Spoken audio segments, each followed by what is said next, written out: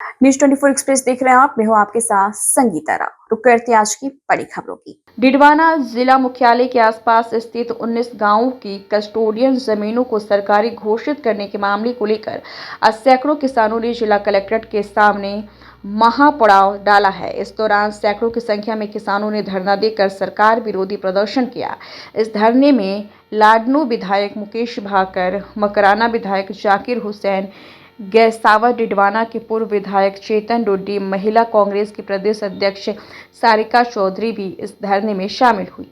इस दौरान किसानों ने आरोप लगाया है कि एक और सरकार खुद को किसान हितैषी बताती है, वहीं दूसरी ओर सरकार ही जबरन किसानों की जमीनों को हड़प रही है। उन्होंने कहा है कि यह जमीनें किसानों की है और वे इस जमीनों पर आज़ादी से पूर्व और आज़ादी के बाद से खेती करते आ रहे हैं।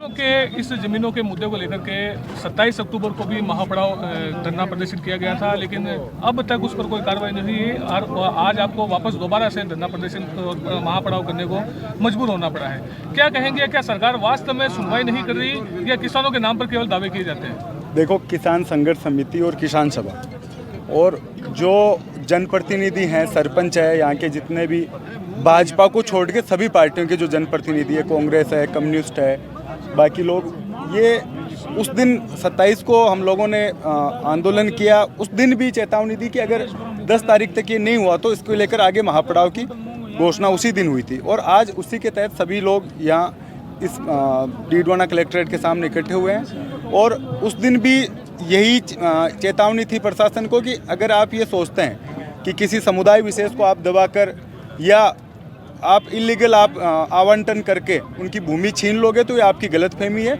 36 कौम के लोग, सभी जनप्रतिनिधि साथ में खड़े हैं। उसके बावजूद भी, जैसा अभी बागिर जी बोल रहे थे कि किस तरह से फाइलों का आवंटन इन्होंने किया है, कोर्ट ने स्टे दिया है, उससे आप समझ सकते हैं कि क्या दुर्भावना इस प्रशासन के दिमाग में है। क्या ये जिला प्रशासन यहाँ किसानों के साथ करना चाहता है?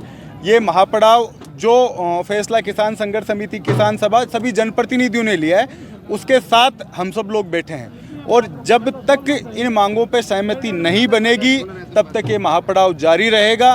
कलेक्टर और सरकार ये सुन ले, जल्दी से जल्दी अगर इन मांगों को नहीं माना गया तो आने वाले समय में जो प्रदर्शन होंगे, महापड़ाव चलेगा, उसकी जिम्मेदारी इनकी होगी।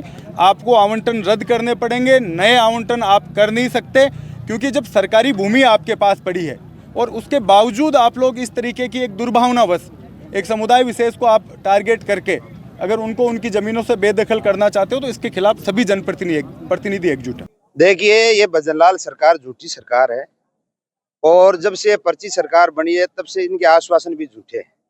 अभी 27 तारीख को हमारा कलेक्टर महोदय से बातचीत हुई और कलेक्टर ने हमें कमिटमेंट किया कि अब मैं नहीं करूँगा, सरकार का ऑर्डर नहीं आएगा तब तक। लेकिन उसके बाद में इन्होंने यातायात पुलिस का पट्टा जारी किया है और एक पट्टा और जारी किया है। अभी 13 फाइल कलेक्टर के पास और पड़ी है तैयार, और मुझे विश्वास है कि ये कलेक्टर वो भी फाइल पट्टा जारी करेंगे। तो ये उसी दिन, इसीलिए हमने महापड़ाव की घोषणा की थी कि हमें कलेक्टर पर बिल्कुल भी विश्वास नहीं है।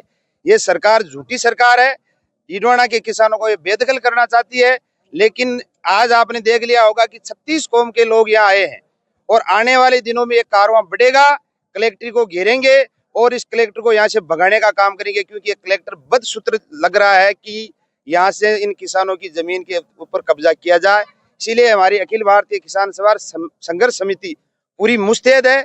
आपने देखा होगा, सामने हमने पूरा व्यवस्था कर ली है खाने की। रात को यहीं खाएंगे, यहीं सोएंगे और इस लड़ाई को और आगे बढ़ाएंगे, क्योंकि इस कलेक्टर को अभी 1 इंच भी जमीन नहीं जाने देंगे किसानों की। ये हमने हाँ, आपकी बात सही है। कानूनी लड़ाई जो ये कलेक्टर ने पट्टे आवंटन किए, माननीय उच्च न्यायालय ने उस पर स्टे दिया है। ये कितनी बड़ी किसानों की जीत है कि ये लीगल नहीं किया, इन्होंने अनलीगल किया है। संघर्ष समिति क्या न्यायालय की शरण में